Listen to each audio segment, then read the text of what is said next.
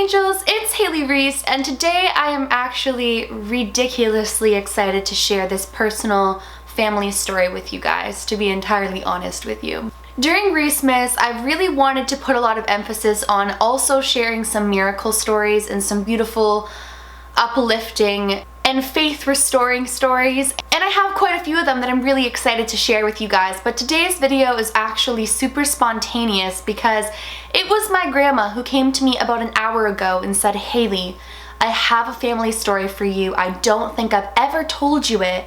Do you want to hear it?" And I was like, of course I want to hear it. You guys know my grandma is wonderful at storytelling and she's very captivating and she's just such a beautiful soul. And so anytime that she has a story that she feels is important for me to share with you guys and to share with me, I'm really excited to hear it and to do so. And when I heard this story, you guys, I'm not even joking you, every hair on my arm was standing up, and she even told me to call my cousin and hear that this is completely a true miracle story. Basically, you guys know how much I love my grandpa, and his sister's son had an experience with what we can only imagine to be angels. And today, that is the story that I'm going to be sharing with you guys. I hope that you guys enjoy the little change of bringing something more positive and uplifting and, like I said, faith restoring, because it's always nice to hear when the spirit world does beautiful things for people and they're not always just trying to scare us. So I hope that you guys enjoyed today's video. Before I get into it, I want to remind you guys that every day from now until the end of Reesemas, I'm going to be calling and FaceTiming one of you. So watch my latest video, find out how to enter there, and I've been reading through. I've already selected a whole bunch of you, and the phone calls begin tomorrow. So I will be talking to some of you tomorrow. If you didn't see my latest video and don't know how to enter, please go ahead and check that out because I want to talk to you too. And let's get into this story. So like I said, this story is based upon my grandpa's sister's son, and his name is Billy. So he's actually my mom's first cousin. And my grandpa's sister said that ever since Billy was little, she always believed that he had guardian angels around him. And I mean, we all have guardian angels around us, just a lot of us put up our spiritual egos and we don't communicate with them as much as we should or we could, and sometimes we don't see them as often as other people do. And she really believed that from a small age, Billy was one of those children whose guardian angels are just with him all the time. For an example, she said to my grandma that when Billy was little and he would be really sick, she would hear him in his room giggling and talking away to somebody, and so she really thought that it was his guardian angels being with him in the time of sickness. And any time that he was injured or sad or things weren't going good for him as a little child, she would hear him talking and laughing with nobody, ultimately, in her opinion. So she always believed that he had guardian angels around him, but it wouldn't be until years and years later that this would be confirmed. So my cousin Billy was actually living in Oklahoma, and he was out there with a friend who owned a Lamborghini. Now with this Lamborghini, the doors opened upward. So they didn't open like a normal door, they opened fancy schmancy. I mean, it's a Lamborghini, you're getting what you pay for. It's kind of an interesting and intricate car. And so ultimately his friend and him loved to ride around in this Lamborghini. I mean, who wouldn't? And one day they were riding in the Lamborghini and his friend was driving. Obviously it was his car, so his friend was driving and Billy was in the passenger seat, and I don't know whether or not it was that he lost control or what exactly happened in the moments leading up to the crash, but ultimately they went off of the road and they crashed horrifically, and his friend actually died upon impact. So his friend died right then and there. And the car blew up into flames. It was completely on fire, and Billy was trapped within the car because the way that the door was, the way that it opened to begin with, and the fact that it had been so crushed, he could not get out of the car. And this was like a moment of whether or not you're going to survive or you're going to die. And these few seconds were going to be life-altering for him, because if he couldn't get that door open, the whole car was going to burst into flames, or better yet, explode, and he was going to be trapped within it. So he said that he remembers hurting his back so severely trying to kick the door to try to push it and force it open, and the door was just not budging. No matter how hard he was trying, he couldn't get out. And not only can he not get out, he's faced with the fact that he's in complete shock, The car is burning, it's completely on fire, and his friend is dead next to him in the seat. I mean, the whole situation just makes me so sad. And when I think about what must have been going through his mind in that moment, it's a really humbling thought, because you don't realize how precious life is and how quickly things can change. So all of a sudden he's there and he's kicking and he's starting to lose hope. And right when he's about to lose his hope in the situation, he sees two young girls walk up to the side of his car.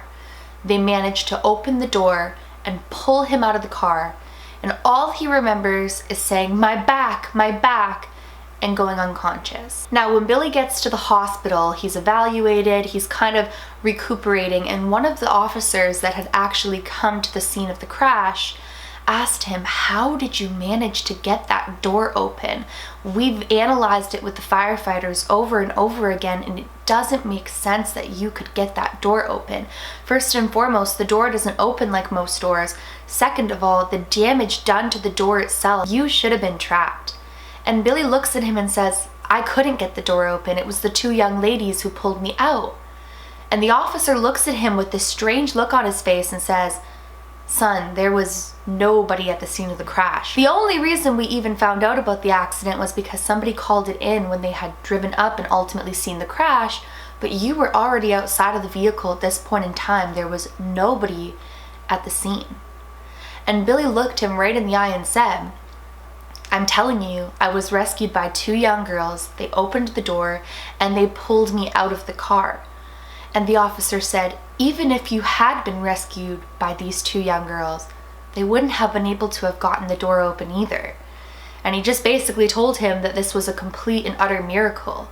So at this point, Billy's kind of coping with the severity of what just happened. He just lost his really good friend. He was just moments away from his death, and now they're telling him that who he knows saved him couldn't have and wasn't there. So flash forward, he's been in the hospital for a while. I mean, he suffered some pretty severe injuries. And while he's in his hospital room, a whole group of his friends were there visiting him, making sure he's okay and everything else. And they decided to go and grab food. So he was alone in his hospital room at this point. He said that he was dozing in and out of consciousness when all of a sudden he sees the two young ladies who had rescued him from the crash in his room. He saw them just like I could see one of you guys right in front of his face. They were there. They looked to be human. And he thanked them for saving him and said the officers didn't see him, and they said of course, and I guess they had this exchange of his appreciation and just saying how they saved his life, and they go and they leave the room. And he says that it wasn't even 2 seconds later his friends walked back into the room. And he says to his friends, "Did you see those two girls? They're the ones who saved me. They're the ones who pulled me out of the car." And his whole group of friends looks him dead in the eye and says, "Billy, there's nobody in the hallway." And he said, no, they just left 2 seconds before you guys came in here." And they said, "Billy, we would have seen them. Nobody left your room and nobody was in the hallway."